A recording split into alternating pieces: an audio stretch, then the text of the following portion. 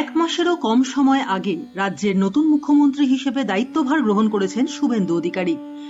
আর আজ নদিয়া জেলার মায়াপুর ইসকন মন্দিরে উপস্থিত হয়ে এক বিশেষ আধ্যাত্মিক অনুষ্ঠানে সামিল হলেন তিনি।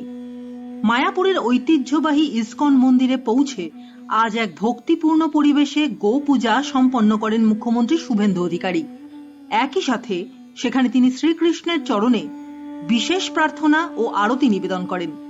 মুখ্যমন্ত্রীর এই সফরকে কেন্দ্র করে আজ সকাল থেকেই মায়াপুরের ইসকন মন্দির চত্বরে পুণ্যার্থী এবং সাধারণ মানুষের মধ্যে ব্যাপক উৎসাহ উদ্দীপনা দেখা গেছে। মুখ্যমন্ত্রীর এই সফর প্রসঙ্গে ইসকনের ট্রাস্টি তথা country director of communications Yudhishthir Govinda Das অত্যন্ত আনন্দ প্রকাশ করেছেন।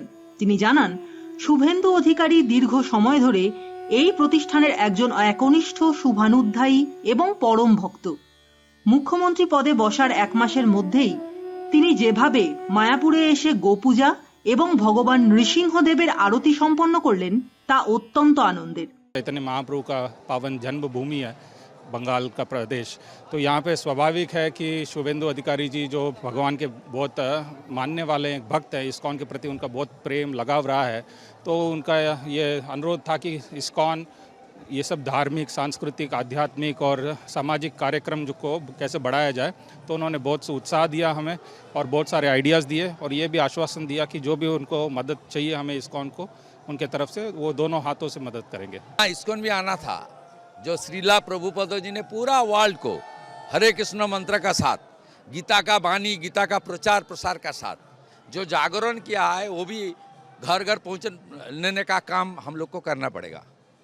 इसलिए जो आशीर्वाद मिला प्रभु श्री चैतन्य देव का, श्रीला प्रभुपद का, वैष्णव समाज का, सनातनी का, वो आशीर्वाद लेते हुए मैं जिम्मेदारी लेने के बाद हर मठ मंदिर में हमारी प्रतिष्ठित जो गीता का प्रचार करता है, जो नाम हट्टो है, सबका साथ में दर्शन किया, यहाँ भी आया आज।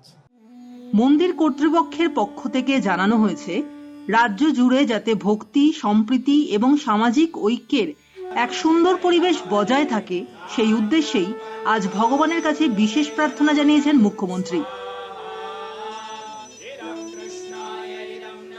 পূজার আনুষ্ঠানিকতা শেষে মন্দিরের প্রবীণ মহারাজ ও সাধুদের কাছে আশীর্বাদ গ্রহণ করেন তিনি।